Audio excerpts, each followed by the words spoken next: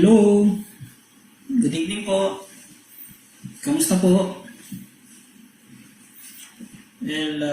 Dito naman po sa amin okay naman po. Sa ngayon po nabawasan na rin po yung mga nagpa-positive sa COVID-19.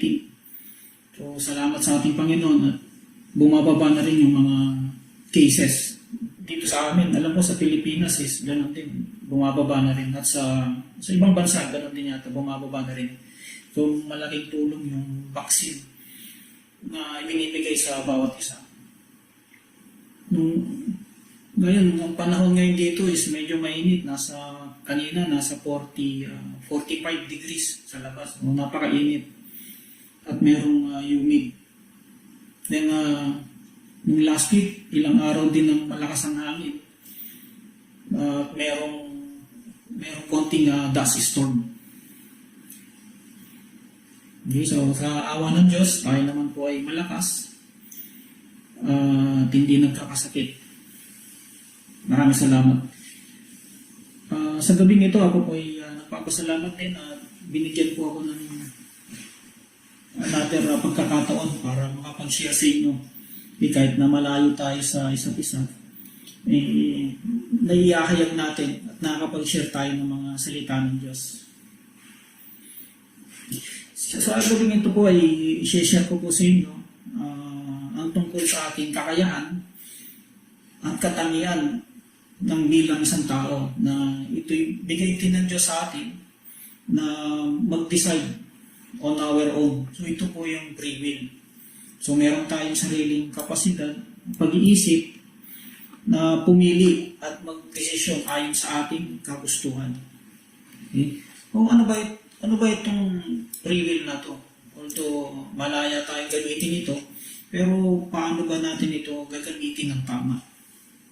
So, bago tayo magpatuloy, mag-pray muna po tayo. So, Ama, marami pong salamat sa gabing ito. At binigyan niyo po muli ako ng isa pang pagkakataon na makapag-share at maghayag ng inyong mensahe. Salamat po sa knowledge na binigay ninyo para pag-aralan at maibahagi ko po ito. Bigyan niyo rin po ng bukas ng isip at puso ang mga makikinig para ito po yung kanilang maintindihan at maisabuhay. Maraming salamat po, Father, through Jesus Christ, our Lord, our Savior. Amen. So, amen po. Amen. Okay. So, ano nga ba itong free will? Okay. So, sa dictionary, ang ibig sabihin ng free will is yung ability to choose one's action. So, sa Tagalog naman, kakayahang pumili ng anumang kilos ng isang tao. So, dahil meron tayong free will, malaya tayong gawin kung ano man ang nais natin. So, meron tayong free will kung ano ang ating gagawin o kung saan tayo pupunta. Meron din tayong free will kung ano ang gusto nating sabihin at kung ano ang ating nais na ikilos. Kung saan tayo maniniwala at kung alin naman ang hindi natin paniniwalaan. Kaya kung sino ang ating mamahalin at kung sino ang ating lalayuan. Dahil sa free will, yung ibang decision natin ay nagkakaroon ng hindi kanais-nais na walang hanggang pagdurusa o negative effect. So meron din naman mga decision na nagkakaroon ng hindi mawaring walang hanggang blessing. Diba? So, God created human on His God created human in His own image. Ito yung sinabi dun sa Genesis 1:27. So, isang aspeto ng design sa atin ay ang pagkakaroon ng free will. Bakit nga ba niya tayo binigyan ng kakayahan para pumili ayon sa ating kagustuhan? Okay, so, lagay natin sa isang example. Alin dito ang mas gusto mo o alin ang mas tama? Ang program robot na nagsasabi sa iyo ng I love you o isang tao na may damdamin at may pangunawa at sasabihin sa iyo I love you. Okay. Alin sa dalawa ang nagsasabi ng tunay na pag-ibig? Yung merong meaning. Okay, yung merong pakiramdam na buwat sa ikabuturan ng kanyang puso At siyempre, in return, is mamahalin mo din ito. So, alin doon sa dalawa, is it yung robot ba na nakaprogram na nagsasabi ng I love you? O yung isang taong nagsasabing I love you dahil naramdaman niya ito at meron siyang damdamin. Okay? Kaya si God, create niya ang tao na hindi robot, kundi isang nilalang na may damdamin at pangunawa. Okay? So, dun sa 1 John chapter 4, verse 19, sinabi dun na tayo'y umiibig sapagkat ang Diyos ang unang umibig sa atin. Okay? O, dahil alam natin na at na-experience natin kung gaano kalalim at kalawak ang pag-ibig ng Diyos sa atin, at dahil meron tayong free will, magre-response tayo sa kanyang pag-ibig sa pamamagitan ng pag-worship at pagsunod sa kanya. Okay? Kaya si God ay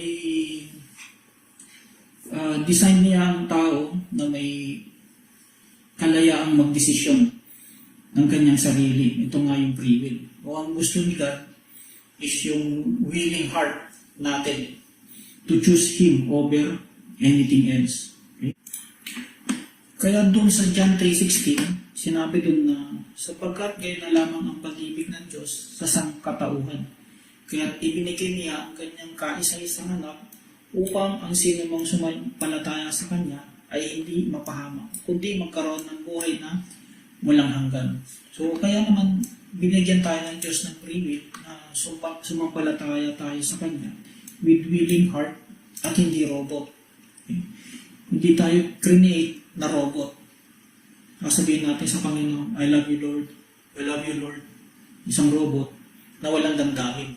Okay? Instead, mas kalugod-lugod sa kanya yung may willing heart. Okay? Dahil sinabi din doon sa Matthew 22, verse 37, so ibigin mo ang Panginoon mong Diyos ng buong puso, ng buong kaluluwa, at ng buong pag-iisip. Ito ang pinakamahalagang utos. Okay? So, paano naman tayo gagawa ng desisyon? Okay? So, pag gumawa tayo ng desisyon, siyempre, tinitignan natin na ano ba yung benefits na makukuha natin. Ano ba ang positive benefits na makukuha ko. Sa desisyon na yun, makikita mo na may positive benefit, magkakaroon ka ngayon ng motivation para ma-obtain ito. Diba? So, pero gayon man, sa kabilang side ng decision ko, possible na may negative result din. Diba? So, posible din na may negative consequences ang ating maling desisyon, lalo na kung involved ang sin. Pwede rin affected ang financial, o masayang ang effort, o masayang ang time, o maubos ang ating ari-arian, o magkaroon tayo ng guilt o shame sa ating sarili, at iba pa. So, ito yung mga possible na maging negative consequences. Pero madalas nagdidesisyon tayo, tinitingnan lang natin yung positive side. So, bahala na kung magkaroon ng negative consequences. Diba?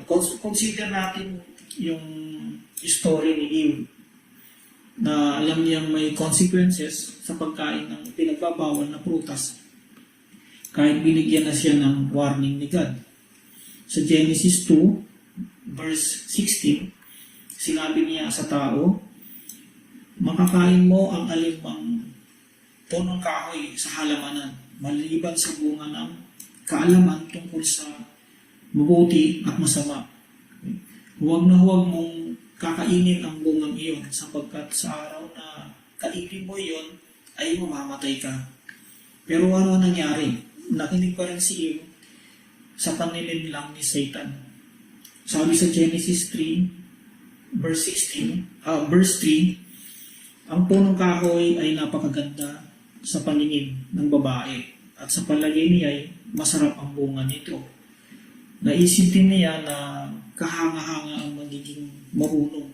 Kaya pumitas siya ng bunga at kinain ito.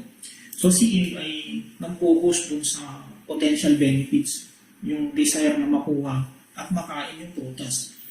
na maganda sa paningin, sa palagay niya ay masarap yung bunga, at kahanga-hanga ang maging marunong. Nakalimutan ni Eve yung warning ni God, consequence sa kanyang desisyon. So ano nangyari?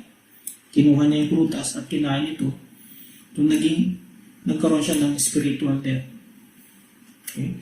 So habang tayo ay nagmamature in life, careful na rin tayo sa ating decision to obtain yung benefits and avoiding the negative consequences.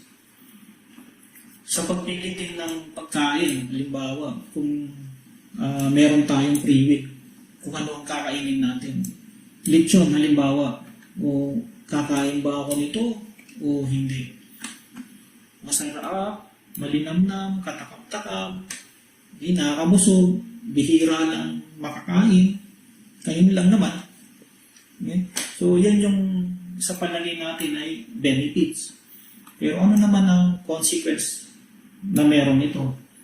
Okay? So, nandyan yung cholesterol, high blood pressure, putok-batok, sabi nga nila, konti lang, tikim lang. So, hindi ko sinabing huwag kayong kumain. So, just think of it. You have your own free will. Kung makakabuti ito sa inyo o hindi. So, another is that mag-a-attend ba ako ng ECC worship sa Sunday?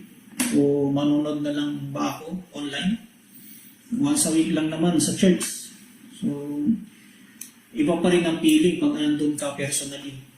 Iba yung impact sa pangkalahatan pag andun tayo sa church. Or yung focus mo sa pagsamba, hindi mo rin matitikman yung dramatic na pagbayo ng nilupak. Sarap ng banding, sarap pa ng nilupak. Okay? No, marami na tayong decision na ginawa na tama o mali ang naging resulta. So, suriin natin ang ating sarili kung saan tayo galing, kung saan tayo ngayon, at kung saan tayo paparoon. At doon sa mga maling desisyon na nagawa natin, ngayon, feeling natin, takot na tayong mag-desisyon.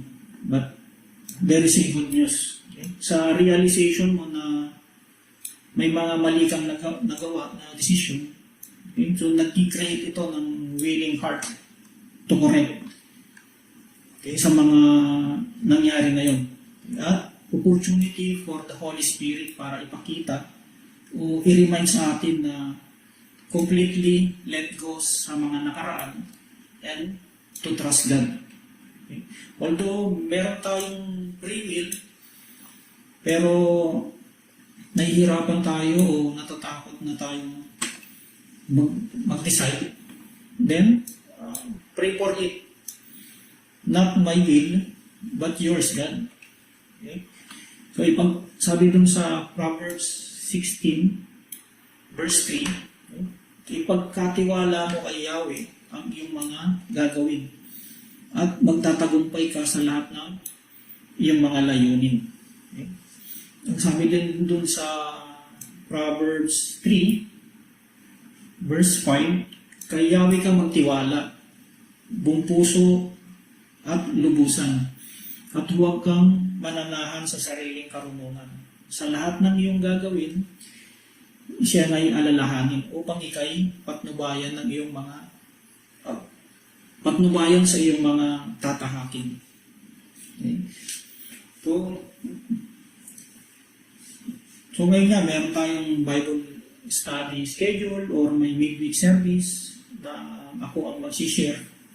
Nung una, mag-yes ba ako o sabihin kong sis, next time na lang. Okay? So, despite sa problema sa buhay, despite sa stress sa work, sabi ng Bible, ipagkatiwala mo kay Yahweh ang iyong mga gagawin at magtatagumpay ka sa lahat ng iyong layunin. Kaya yun, nakatulog ng maayos, naghihilig pa nga, at eto ngayon. Okay? So, walang makakahadlang pagkasama mo si Lord. May kwento ako doon nung bata pa ako, o tayo, malilig pa tayo, bata pa. Okay? At gusto nating matutong lumangoy. Okay? So, sabik na nakatayo sa gilid ng pool, nakahandang mag-dive, pero takot tayo dahil hindi tayo marunong lumangoy. Diba? To our Father, ang Ama natin ay nasa pool, sa harap natin, at naka-stretch ang arm. Okay? And telling us, nandito ako, sasaluhin kita, hindi ka mapapahamak. Magtiwala ka sa akin, at ikay sumama sa akin. Okay? So, nalilito ka pa rin kung ano ang gagawin mo. Pero alam natin na may magandang benefits kung magtitiwala tayo sa pangako ng ating Ama. So, we decided na magtiwala sa ating Ama and let go of our fears. At ayun nga, tumalon na tayo, kumapit sa kamay ng ating Ama. O ang sarap ng feeling na nabot mo ang kanyang mga kamay at nayakap ng mahigpit na sure ka na ikaw ay ligtas at hindi mapapahamak. Ang sabi dun sa Isaiah 43 verse 2, kapag dumaan ka sa malalim na tubig, sasamahan kita. Tumawid ka man sa ilog, hindi ka malulunod. Dumaan ka man sa apoy, hindi ka masusunog. Hindi ka matutupok. Diba? Ang sabi doon sa Jeremiah 17, verse 8, Jeremiah 17, verse 7 hanggang 8, mapalad ang mga taong nagtitiwala kay Yahweh. Pagpapalain ang umaasa sa Kanya, katulad niya ay isang punong kahoy na nakatanim sa tabi ng batisan. Ang mga ugat ay patungo sa tubig. Hindi ito nanganganib kahit dumating ang tag-init sapagkat mananatiling luntian ang mga dahon nito kahit hindi umulan ay wala itong alalahanin. Patuloy pa rin itong mamumunga. Habang tayo ay lumalago at nagiging mature in Christ, nakokontrola natin yung ating free will. At ipagkatiwala mo kay Yahweh ang iyong mga gagawin at magtatagumpay ka sa lahat ng iyong layunin. Ayan, maraming salamat po sa pakikinig. Sana po ay meron po tayo nakuhang aral at i-apply po natin to sa ating buhay. Sige po, tayo po ay muling manalangin sa ating Panginoon. Ama, marami pong salamat sa gabi ito, sa inyo pong mga mensahe at pag-ibig sa amin. Marami pong salamat sa mga paalala mo na gamitin sa wasto ang free will na pinagkaloob mo sa amin. Salamat po sa inyo pong anak na si Jesus at sa Holy Spirit na siyang nag-guide sa amin upang kami po ay hindi mapahamak sa aming mga desisyon sa buhay. Samahan mo po kami lagi sa aming mga gagawin at ang lahat ng ito ay pinagkakatiwala namin sa inyo. At kami po ay magtatagumpay sa aming mabuting hangarin. Salamat Ama sa technology dahil sa pamamagitan nito ay nakakapag-share at nakakapakinig pa rin kami sa inyong mga salita kahit kami po ay malayo sa aming mga kapatid sa ECC at sa aming pamilya. Salamat po sa patuloy na blessing sa ECC, sa anniversary na darating. Patunay lamang ito'y inyong itinatag at minahal. Salamat po sa buhay ni Pastor Lawrence at sa kanyang buong family, kay Pastor Arman, sa mga elder, sa mga leader, sa mga council, sa lahat ng family ng ECC na patuloy pong pinapatnubayan ninyo dahil sa inyong pag-ibig sa bawat isa. Dalangin din namin sa aming mga kapatid na sa ibang bansa ang kanilang protection at good health sa kanilang mga trabaho. Dalangin namin, Panginoon, na pagalingin po ninyo ang mga kapatid na nangangailangan ng healing, sa mga kapatid namin na may mga financial na pangangailangan to provide for them, O Lord. Salamat din po sa mga sagot niyo sa aming mga panalangin, ang pag-suicide ng mga nagkakasakit dahil sa virus. Patuloy na dalangin natin na ito'y mawala na sa aming lugar at sa buong mundo. Salamat po, Ama, sa inyong pong pag-ibig, sa inyong kabutihan, at sa inyong katapatan sa amin. Salamat po. Maraming salamat po. Ito po ang aming dalangin at pasasalamat sa Ama through Jesus Christ, our Lord, our Savior. Amen. Amen. Salamat po.